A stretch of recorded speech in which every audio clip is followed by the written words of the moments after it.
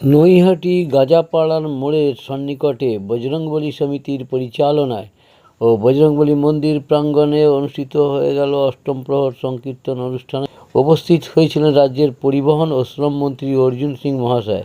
তিনি সেখানে শ্রদ্ধাবনত শ্রীরামচন্দ্র ও বজরংবলীকে প্রণাম ও শ্রদ্ধা জানিয়ে ব্রাহ্মণ পণ্ডিতদের কাছে আশীর্বাদ নিলেন। সেখানে তার সাথে উপস্থিত ছিলেন প্রাক্তন কাউন্সিলর তথা এডুকেশন ডিপার্টমেন্টের সিআইসি গণেশ দাস, বর্ষিয়ান নেতৃত্ব কালিদাস ভট্টাচার্য সহ অন্যান্য নেতৃবৃন্দ।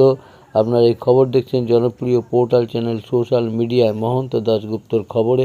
ভালো লাগলে অবশ্যই সাবস্ক্রাইব করবেন। আপনারা এই খবর দেখছেন এখন আরবান টাইমসে। জল বৃষ্টির মধ্যেও উপস্থিত হয়েছিলেন মাননীয় মন্ত্রী অর্জুন সিং মহাশয় ও বীজপুরের বিধায়ক সুদীপ্ত দাস মহাশয়।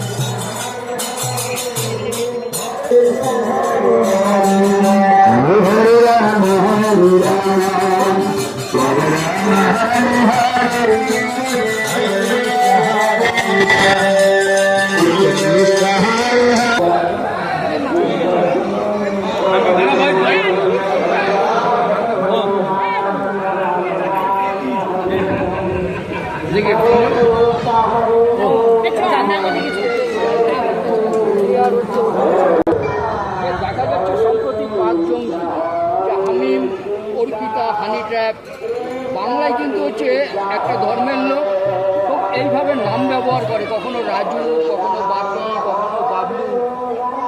এটা কি লাভ জেহাদ এবং তার সাথে হচ্ছে কোনো জঙ্গি মডিউলের হচ্ছে একটা ষড়যন্ত্র। দেখুন, এই ষড়যন্ত্রের জাল অনেক গভীর। কিছু অংশের মানুষ যত এটাকে সহজভাবে দেখার চেষ্টা করে, এরা শুধু জঙ্গি জঙ্গি করে, এরা ধরা পড়ছে জানা যাচ্ছে। আসলে পশ্চিমবঙ্গটা এই সময়ের মধ্যে ওদের ওই সেফ হোম হয়ে গেছে।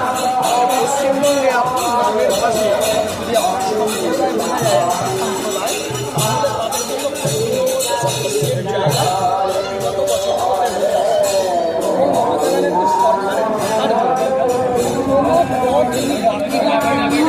ফলে সেইভাবে প্রচুর পরিমাণে শেল্টার এখানে দেওয়া হচ্ছে। এবং ওই যে বললাম যে পশ্চিমবঙ্গের নামের পাশে যদি আপনার একটা সম্প্রদায় বোঝা যায় যে নাম দেখে, তাহলে আপনি শেষ। মমতা ব্যানার্জি সেক্ষেত্রে নিরাপত্তা বিঘ্নিত হবে এইসব কোনো ব্যাপার ছিল না। তাদেরকে জেলার এখানে অনুপ্রবেশ বিএসএফকে জমি দেয়নি।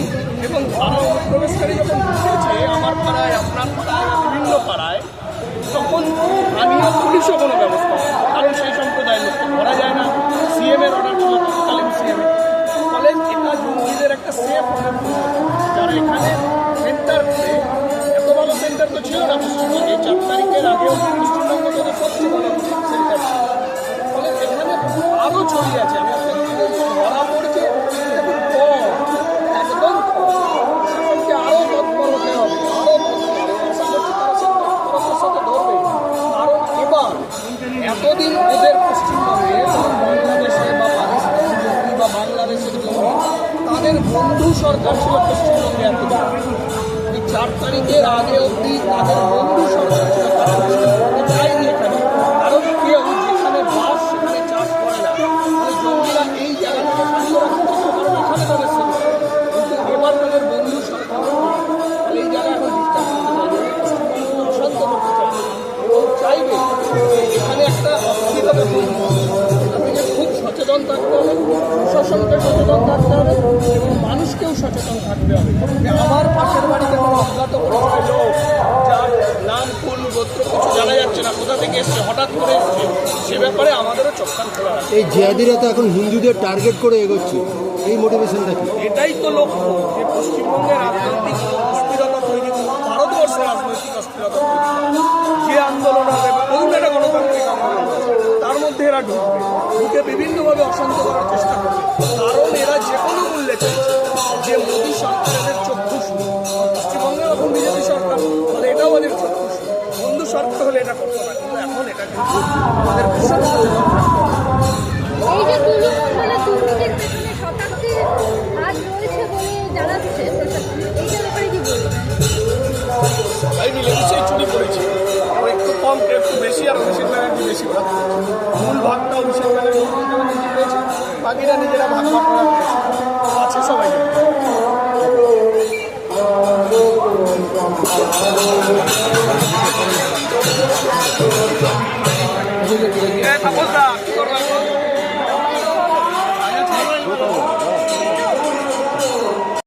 এই গাঁজাপাড়া মোড়ে বজরংবলী মানে সমিতি যে আছে, বজরংবলী সমিতি, সেই বজরংবলী সমিতির পরিচালনায় ও উদ্যোগে গাঁজাপাড়া মোড়ে ওই মন্দির প্রাঙ্গণে যে সকাল থেকে শুরু হয়েছে অষ্টনাম প্রহার, 3 দিন ধরে চলবে।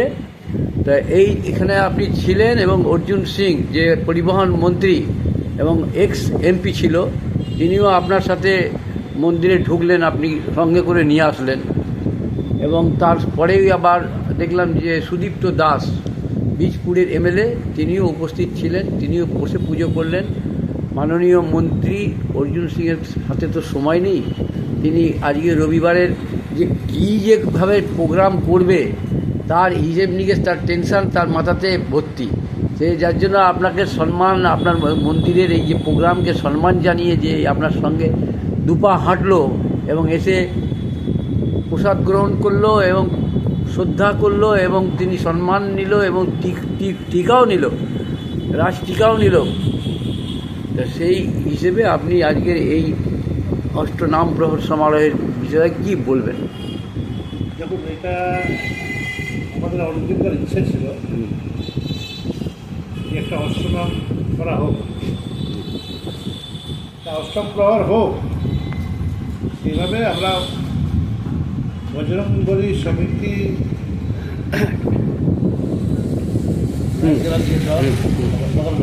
বা বজরংবলী সমিতি সমিতি থেকে যত মেম্বার আছে সবাই মিলে আমরাও কিন্তু কার্যকর্তা হিসাবেই আছি, সবাই মিলে আমরা অনেক লোক ছিল, কার নাম বলবো, তবে এর মধ্যে একটাই নাম বলবো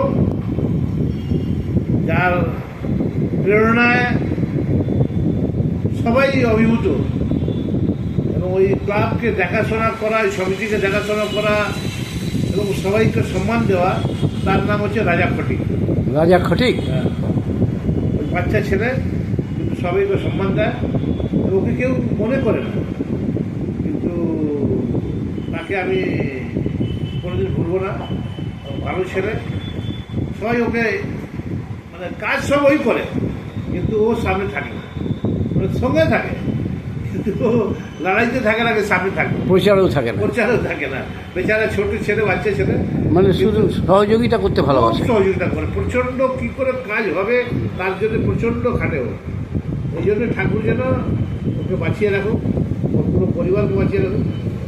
এবং আজকে অর্জুনদা এসছেন, খুব ভালো লেগেছে। অর্জুনদা আপনার পুরনো অর্জুনদা। আমার তো অর্জুনদা পুরনো বলো কি, আরে আমি তো জানি, কেউ জানুচ্ছে না জানো। ওনার সাথে আমি রাজনৈতিকভাবে 2002 থেকে আছি, যখন ভাটপাড়া উনি এমএলএ দাঁড়িয়েছিলেন, এমএলএ ছিল। আর যখন অরাজনৈতিকভাবে ওনার সাথে আমি বহুদিন ধরে আছি, আরও আগে 1985 থেকে আছি। বাবা, মানে 26 আর 5 41 বার। হ্যাঁ হ্যাঁ মানে আপনার যৌবন থেকে একদম হ্যাঁ, হ্যাঁ, 18-20 থেকে আছে। হ্যাঁ, হ্যাঁ, আরে হ্যাঁ। বাবা, তারপর আর ওরা তারপর বলি আর কি বলবো। সুদীপ্ত সুদীপ্ত কিন্তু প্রচণ্ড ভালোবাসে। সুদীপ্ত দাস, সুদীপ্ত দাস। বীজপুরের এমএলএ, ছোট ভাইয়ের মতো সেও পুজো দিয়ে গেল, কেউ পুজো দিল। শ্রদ্ধা জানালো এসে। আমরা আমাদের একটা আন্তরিকতা আছে, যেখানে অর্জুনদা, সেখানে সুদীপ্ত, সেখানে গণেশ দাস, সেখানে আরো অনেকে